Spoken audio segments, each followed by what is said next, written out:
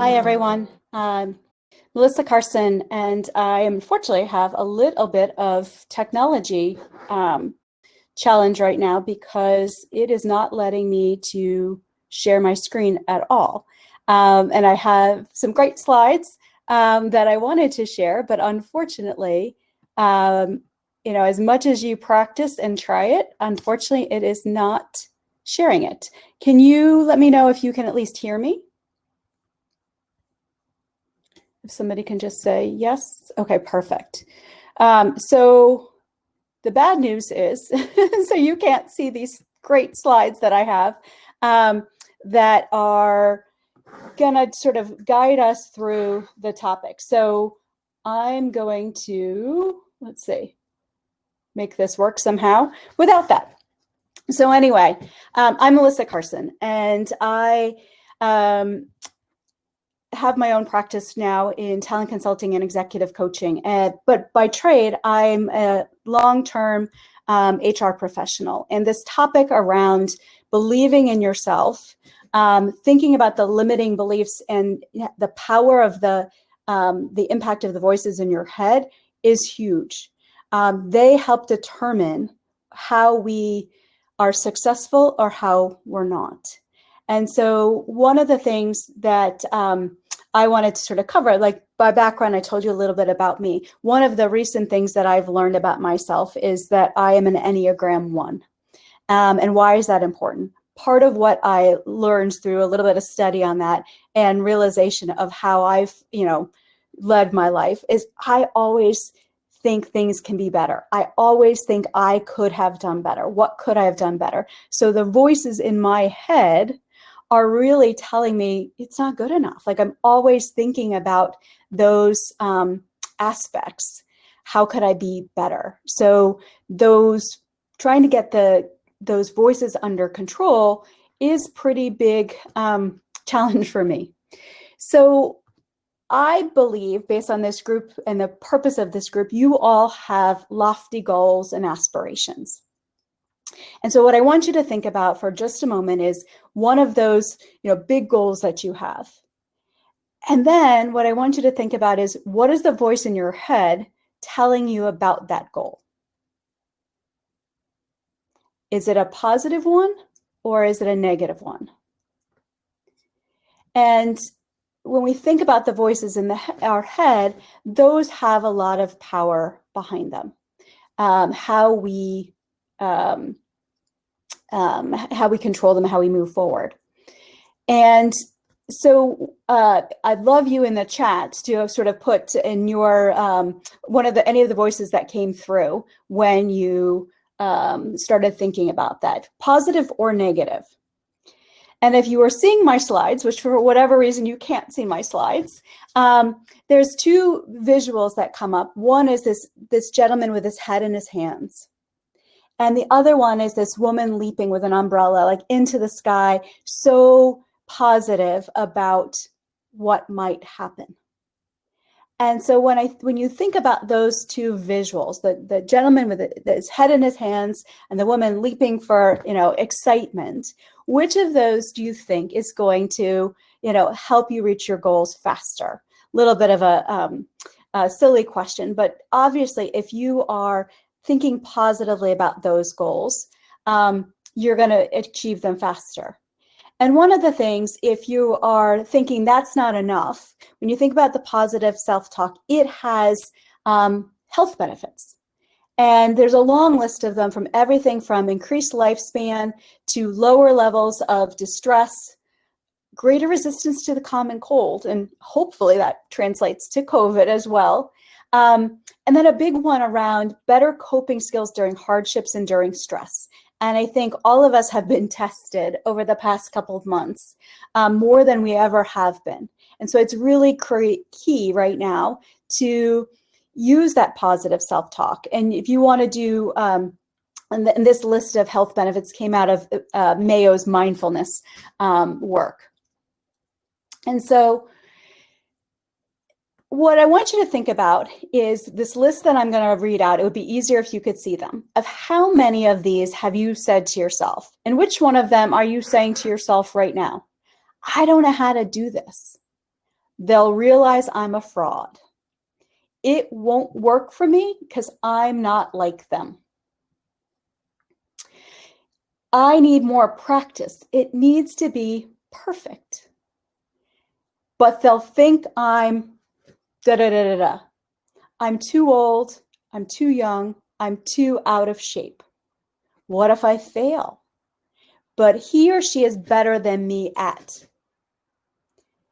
I can't do this because, but if I do it, what about these other things? And then my favorite is, but I have nothing to wear. Now, how many of you have said any of those to yourself? Looking at Anastasia's comments, around I'm superwoman till I won't achieve anything in a week. Sometimes that changes in a day or an hour. So I think that it has power over us, but we have possibilities. And so we're just going to take a minute or two and start an exercise that I'd love you to finish after we're done. So pull out a piece of paper, or I put in a link if you wanted to download a worksheet. But on at the top of it, sort of write down either the big goal that you have or just a challenge that's in front of you right now. And then in the first column, I want you to write down what the negative voices are telling you. So just take 1 minute and do that for a second. Because I think the other piece that I want you to follow with is flipping that, to reframing it into a positive. So for instance, if one of my big lofty goals is I want to write a book, everything negative goes through my head of like, I don't even know where to start. Do I have anything interesting to say? Will anybody buy that book? Is that a waste of time? Why would I do that? There's so many other people who have written on this topic. So I have my whole set of negative self-talk that I can work through. But if I reframe some of those, I could reframe it as, hey, I'm going to learn something new. I've never written a book before. I could do this. Or what if it just reaches one person? Like it's a key message that one person needed to hear, that I've made an impact. Yeah, I'm reading the comments as we go along. I think they're so powerful of, sometimes what we do to ourselves and not even thinking about that. So we're going to move on from the reframing exercise, but I encourage you after we're done, take that time, write down all those negative voices, but then flip them. And I want you to reflect on when you write them down, what you learn. Having done this workshop live where people are interacting, what a lot of people have learned is by writing it down or even saying it out loud to somebody else, that it kind of sounds a little crazy. They're like, I had made it into this big thing in my head, but really on paper, it's really kind of manageable. So, and then once you have that and you've really thought about that, think about what you're going to do next. And so we do have an alternative to those negative voices. And I'm so sad that we don't have the pretty visuals because they make it, but you go with what you have. And so the alternative to those negative voices are the positive voices. And one of the best exercises that I've seen is using I am statements. And those I am statements, and I want you to start creating your list of 10 around what you are. I am a talented technologist. I am a great tester. I'm a great mom, whatever those are, those powerful words, but also include those things of what you're trying to accomplish. So in my example before about it being a writer, I could say, I'm a published writer. I'm not right now, but by saying it in that present tense, I start giving that more power.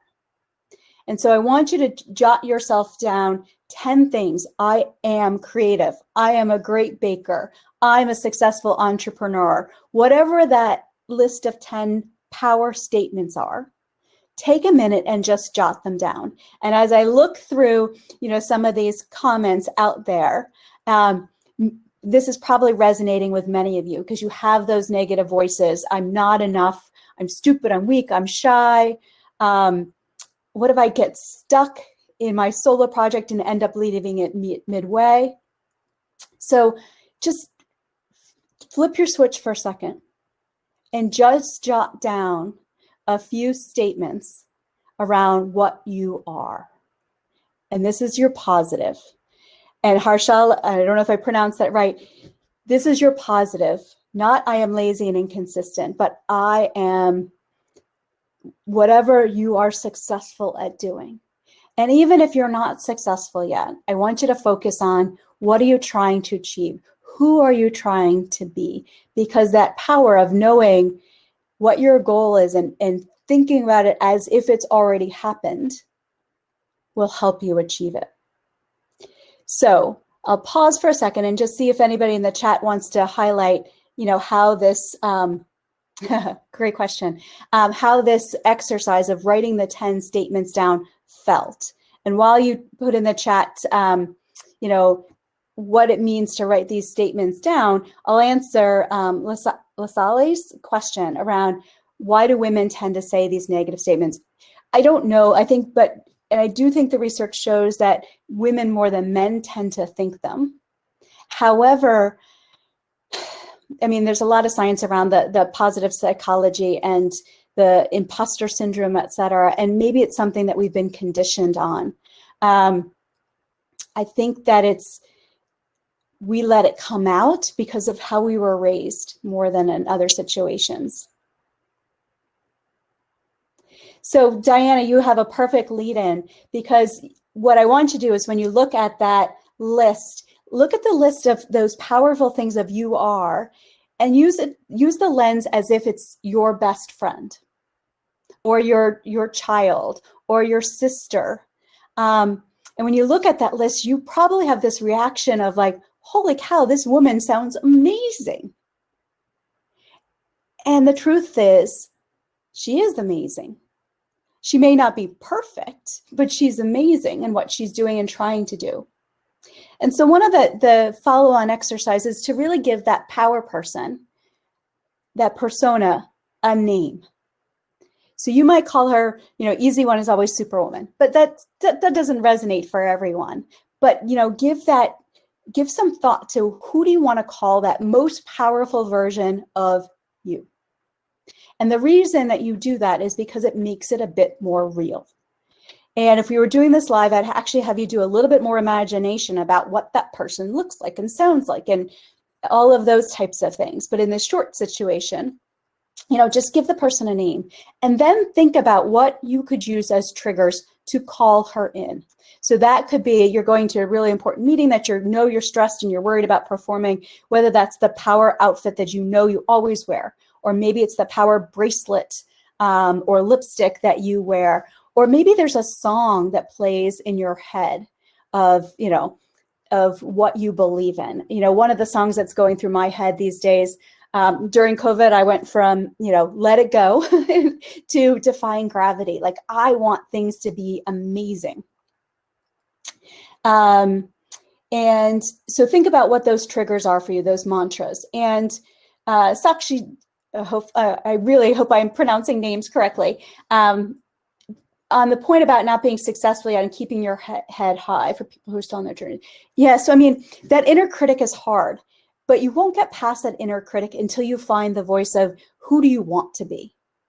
And you use that as an anchor of, I want to be this person. I want to feel like this every day, because frankly, the things that are the outward appearances aren't going to make us do those things. It's really about, I want to feel powerful every day in what I do. I want to feel confident. I want to be that person that is most respected in my group.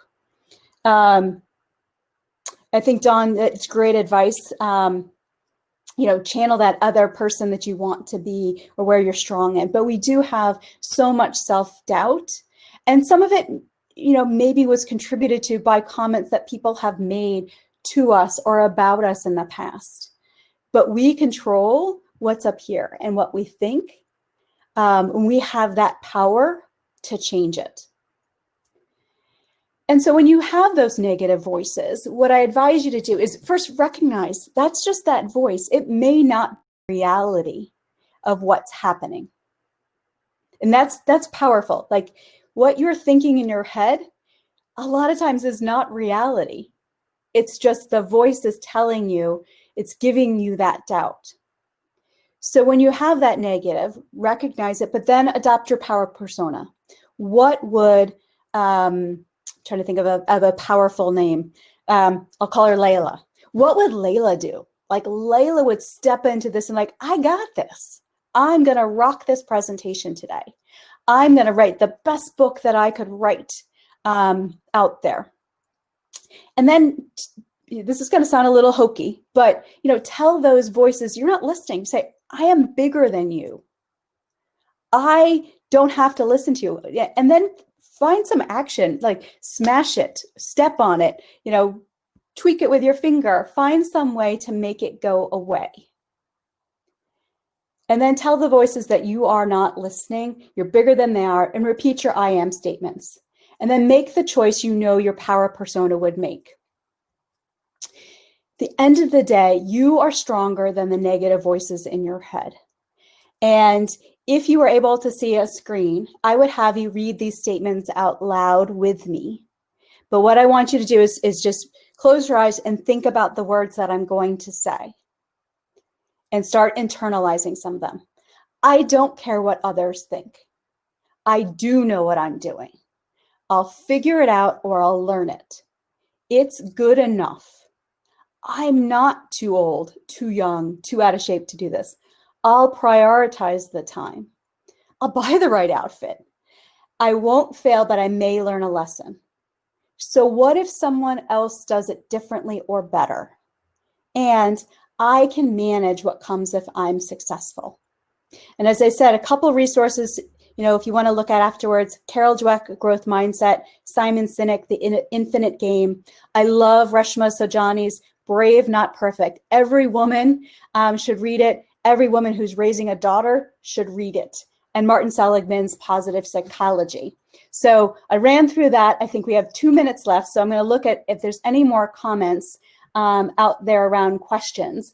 But I think that if we believe that we are as good as we believe our friend or our colleague is, look how much power we would give. Look at the things that we could accomplish. And I'm not saying these are things that you can change overnight. These are, at whatever age you are right now, they've been there for a while, and they probably always will be. Paula, the book was Brave, Not Perfect. So let me see. Yes, I will put them in here. Growth Mindset. Brave, Not Perfect. I will figure out how to share the slides since I could not display them. Infinite Mindset. Or what I'll do is just, can't type.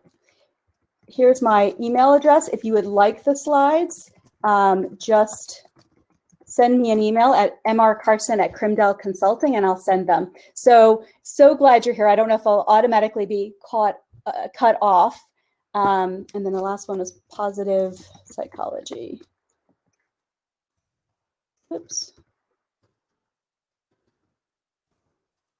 Wow, I really can't type today. So I hope all of you enjoy the rest of the conference. And feel free to reach out if you ever want to talk about your list of things that you jotted down today, or just want to connect and think about it a little bit more. So really excited to have spent this time with you today. And go into the rest of your day, or maybe it might be evening for some of you, really thinking about how do you give power to the right voices in your head, not the ones that limit you. So with that, I thank you so much for the time today. And I encourage all of you to just, give some thought about how to change those voices. Win the war against the negative voices in your head. Thank you all.